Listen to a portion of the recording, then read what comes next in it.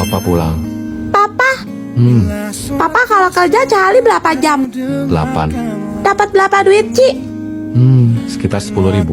Sehari 10.000 dibagi 8. 1 jamnya 1.250 ya, Pak? Pintar. Kalau 2 jam 1.250 dikali 2, 2.500 ya, Pak? Betul. Celo punya 2.000. Dasar anak ini, penghasilanku itu dalam dolar bukan rupiah. Papa, boleh nggak Celo minta koin 500-an? Wah, papa nggak ada tuh Celo. Please, Papa. Besok aja ya, gimana? Gak mau, Celo maunya Cekalang. Celo, papa baru aja balik dari kantor. Gak mau tahu, pokoknya Cekalang. Celo Stormhope. Kamu dihukum, berdiri di pojokan sana. Papa jahat. Emang uang 500-nya buat apa sih?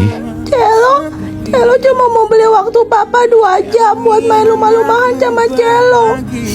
Tapi Papa marah-marah. Apa? Jadi itu alasannya? Ternyata aku benar-benar ayah yang buruk. Aduh, papa udah tua, makanya salah hitung. Cuma dapat 8.000 rupanya. Berarti duit Celo cukup. Yeay, asik. Ayo, Pak. Papa jadi pangeran ya. Baik, Tuan Putri. Orang tua selalu berpikir untuk mencari uang demi kebahagiaan anaknya. Tapi bagi sang anak, dia hanya perlu waktu yang menyenangkan bersama orang tuanya. Mungkin kebahagiaan bisa dibeli, tapi waktu tidak dapat diputar kembali. Simon Says, semua orang menyentuh pipi. Ayo cepat pegang pipi kalian. Semua orang tersenyum. Sekarang tersenyum ya. Jangan, dia nggak bilang Simon Says. Snow. Simon Says, robek kertas ulanganmu. Juliet, apa-apaan kamu? Nilai kamu untuk mata pelajaran ini bakalan bapak kasih 0. Gak apa-apa, Pak. Mendingan saya nggak naik kelas daripada saya koit dong. Koit dong. Simon Says, semua orang berhenti. Semua orang kembali bergerak. Akhirnya, gue buru-buru mau nganterin ini ke ruang guru. Kenapa? Dia nggak sebut Simon Says. Simon Says, semua orang bergerak. Juliet, lo ngerasa nggak sih permainan ini semakin berbahaya? Makanya kita harus selalu fokus buat dengerin. Simon Says, sahabatmu, siapapun yang bertahan hidup akan menjadi pemenang. Maaf, Luna. Selamat, silahkan klaim hadiah Anda. Satu permintaan. Aku mohon hidupkan kembali Snow. Juliet, Snow. terima kasih. Tapi, Kenapa? selamat tinggal, Juliet. Permainan selesai. Anda adalah pemegang baru dari sistem ini. Snow Says, semua orang di muka bumi ini, koit dong, koit dong.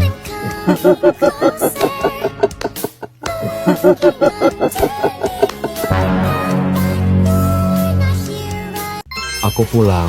Snow, tolongin buang sampah dong. Aku tuh baru balik kerja loh, capek banget. Terus kamu pikir aku gak kerja? Kerja? Kamu kerja apa? Kamu kan di rumah doang, Juliet.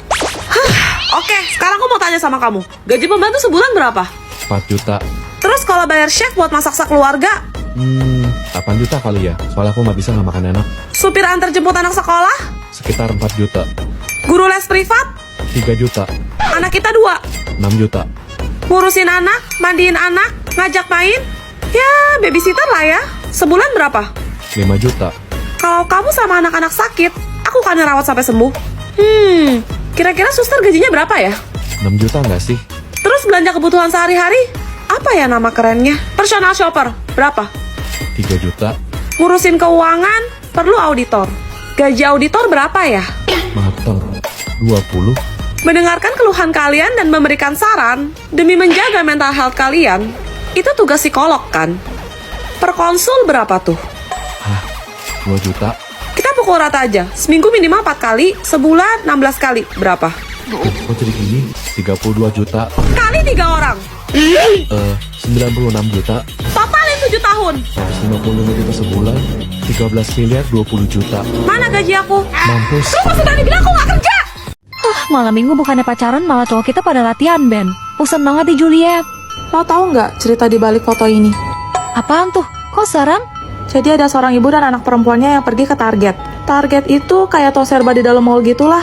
Mereka ke sana karena anaknya perlu beli baju buat sekolah, sedangkan ibunya mau nyetok makanan buat sehari-hari. Hah? Nyampe di sana mereka misah. Anaknya ke bagian fashion karena mau pilih baju kan. Ibunya ke bagian makanan. Biar gercep ya? Udah dapat bajunya, si anak nyamperin mamanya. Terus laporan, "Mah, tadi ada tante aneh, deketin aku. Dia bilang dia pengen punya anak kayak aku." Mungkin anaknya gemoy kali. Kelar belanja, jalanlah mereka ke kasir. Tapi tiba-tiba si anak nunjuk, "Mah, itu loh tante aneh yang aku ceritain tadi." Pas mamanya nengok, ternyata itu patung manekin doang. Jadi mamanya cuma ketawa sambil geleng-geleng. Lagian ada-ada aja. Giliran mau bayar, si anaknya bilang, "Ma, aku kebelet pipis." Jadi mamanya suruh dia ke toilet sendirian. Terus? Gak lama setelah itu, anaknya ngechat. Dia bilang tante aneh tadi ada di toilet. Cuma mamanya kan lagi riweh. Mamanya mikir, "Ini anak bercanda mulu." Singkat cerita beres nih urusan mamanya. Akhirnya mamanya nungguin depan toilet. Cuma udah lewat dari 10 menit, kok gak keluar-keluar anaknya? Waduh. Karena khawatir, mamanya masuk ke dalam toilet. Dicekin satu-satu biliknya. Dikiranya anaknya masih main-main, ngumpet gitu. Tapi di satu bilik toilet, mamanya nemuin handphone anaknya jatuh di lantai. Pas diambil dan diperiksa, dia nemu foto ini. Ditangkap beberapa menit sebelum anaknya hilang tanpa kabar. Serius? Kasus ini bener-bener heboh sampai polisi ikut turun tangan, tapi hasilnya nol. Hah? Jadi anaknya belum ketemu sampai sekarang? Ini apaan? Kok lucu banget? Yu. Itu tren bukannya udah lama ya? Hah? Iya ya? Aku telat ya? Ntar kalau nggak rame aja. Kalau sedih nggak FYP? Mau bikin. Perasaan itu bukan tren hayang jajan deh. Ini harus pakai baju yang gede-gede oversize gitu nggak sih? Kok feeling gue nggak enak ya? Snow, pinjam baju kamu dong. Ada, nih. Snow, gimana? Wahai cinta dari pertanda dengan kuku yang bicara bisingkan darah malam. Nih, tolong rekamin ya. Kita turun ke taman bawah aja biar makin estetik view-nya. Jadi, kuncinya itu memang harus pakai baju yang kegedean gini ya, guys. Lah, kucing dari mana lagi ini? Ya, tolong kalian jangan salfok ya. Masukin aja tangan sama kaki kalian ke dalam bajunya kayak gini. Nah, tutorial cara cosplay anak ayam selesai. This time I want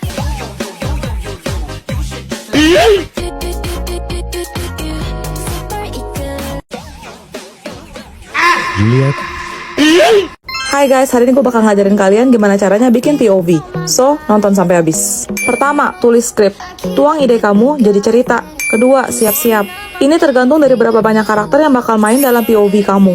Prosesnya dari make up, ganti atribut kayak wig dan baju, terus pakai properti. Kenapa skrip penting banget? Karena itu bisa sangat mengefisiensi waktu kalian.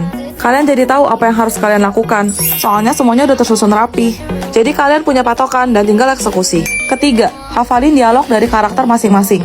Keempat, rekaman. Ini diambil per karakter, satu-satu sampai selesai. Kelima, edit pakai CapCut. Pilih hasil rekaman tadi yang kita sebut dengan mentahan. Susun video sesuai urutan. Di sini juga kalian bisa buang background dan ganti sama background yang kalian mau, misalnya latar sekolah kayak gini. Lanjut dubbing atau pengisian suara. Oh iya, kenapa suara aku bisa beda-beda? Aku pakai voice effect ya dari TikTok. Jangan lupa masukin teks. Jadi orang bisa baca seandainya ada kata-kata kita yang kurang jelas. Kalau udah selesai tinggal diekspor ke TikTok. Posting deh. Jadi sekarang kalian tahu kan, untuk membuat satu video POV yang durasinya paling cuma 1-2 menit, aku butuh waktu dan effort yang seperti ini. So please, buat kalian yang masih suka gabungin video aku sama ASMR, tolong cepet-cepet tobat dan berhenti. Karena algo tuh jadi macet, dan video aku jadi sepi. Jujur aku sedih banget, aku capek, dan ini bikin aku jadi gak semangat. syuting sama edit berjam-jam. Guys, kalau kalian lihat video aku digabungin sama video ASMR, tolong banget di skip ya. Kalian nontonnya di akun official aku aja, Sang Santi Fabel, oke? Thank you. Apa aku berhenti jadi kreator POV aja ya? Pelajaran kita sudah selesai. Apa ada yang mau ditanyakan? Bu, cerita tentang dibalik kartun SpongeBob dong. SpongeBob merupakan makhluk hasil mutasi genetik dari uji coba nuklir yang dilakukan di Pulau Bikini Atoll. Kalau di kartun namanya Bikini Bottom. Dan benda-benda di dasar laut itu menggambarkan kondisi laut yang tercemar oleh sampah radioaktif. Kok kurang serem ya? Tapi kalian tahu nggak, ada episode terputus dari kartun SpongeBob yang berjudul Red Mist atau Kabut Merah. Serius? Episode ini hanya bisa ditemukan di Deep Web. Karena telah menelan banyak korban jiwa, makanya tidak ditayangkan di TV.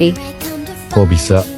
Ada sumber yang mengatakan bahwa episode ini dibuat oleh asal Skotlandia yang kehilangan anaknya karena penyakit mata retinoblastoma. Terus, Rumornya, pria itu memiliki catatan kriminal atas tindakan berantai dengan mencongkel bola mata korbannya. Sadis banget. Dalam episode itu diceritakan, Squidward sedang berlatih klarinet, namun diganggu oleh SpongeBob dan Patrick sampai ia kesal. Kemudian, ikan bermata merah dan berpakaian ala Skotlandia muncul. Ia mengatakan bahwa kabut merah akan datang. Dari situ, adegan berubah menjadi teror. Hingga Squidward tidak kuat dan memutuskan untuk mengakhiri hidupnya sendiri dengan apa? Dan yang lebih mengerikannya lagi, setelah pria tersebut berhasil menyelesaikan episode ini dan menyebarkannya, ia mencongkel kedua bola matanya, lalu diri. Konon katanya, dalam episode ini terdapat kutukan yang dapat mempengaruhi mental penontonnya untuk melakukan hal yang sama. Sumpah. Serem banget. Woi, lu orang udah sarapan belum? Pada lapar gak? Bawa apa lu? Gorengan mak gue. Wah, mau. Bagi dong. Guys, kalian suka gorengan nggak? Cepet ambil pegel gue, ntar keburu bel masuk aja. Thanks ya. Pilih bakwan atau risol ya? Bakwan aja deh. Jadi ini yang namanya baksoan sama risol. Makanan apa ini? Apa cuma Mimi? Cewek yang gak pernah lihat makanan kampungan kayak gini. Pasti di sini mana buru-buru, mana langsung comot aja. Siapa juga yang nawarin lo? Bakwan risol, Mimi. Bukan baksoan risol. Terus ini kuahnya mana? Hah? Kok kuah sih? Sejak kapan bakwan pakai kuah? Kalian norak deh. Bukannya cara makan baksoan sama risol itu dicelup dulu ya dalam kuah? Kayak sejenis gipsum gitu. Gipsum kelas, gipsum. Dikata bapak sama Pavel kali ya? Ya udah, mana kuahnya? Mimi mau yang pedes ya, level 5. Lu kira sebelah? Jangan sampai gue sirup kuah sebelah lu ya. Sabar, Tika, sabar. Terbuat dari apa sih baksoan ini? Kok mencurigakan? Ini apaan keriting hitam-hitam begini? Bulu ketek ya? Bulu ketek bapak lo, itu sayur kol. Mimi masih ragu-ragu. Kalian duluan deh yang makan. Mimi takut ini beracun. Mendah batot lu Mimi, tinggal makan aja padahal. Diam! Puas kawan. Nice. Guys, ayo coba kita hitung ada berapa banyak karakter dasi gantung yang udah pernah aku cosplay. Rambutnya warna biru, karakter utama dari animasi ini. Rambutnya warna ungu dan suaranya amat sangat berdamage. Rambutnya warna coklat, anak sultan, bestinya Serena. Rambutnya warna coklat, si paling petakilan. Rambutnya warna hitam dan kayaknya dia anak teladan deh. Rambutnya warna hitam, orangnya super aneh. Rambutnya warna coklat, teman sebangkunya si Fanny. Rambutnya keribo brokoli, bestinya si Raki. Rambutnya bule, logatnya blasteran, anak kelas kepinteran. Rambutnya warna gelap, pakai pita di atas kepala, anak kelas pick up. Hayo, jadinya ada berapa nih guys? Snow, aku suka sama kamu. Terimalah perasaanku. Gak. Lo si nekat. Anak kelas F yang otaknya ngelek kayak kita. Masa memang anak paling jenius dari kelas A? Tapi gue udah 3 tahun suka sama dia. Sadar woi, kita beda kasta. Bentar, bokap gue telepon. Halo? Juliet, cepet Kenapa, pulang. Pak? Ya udah, gue pulang sekarang.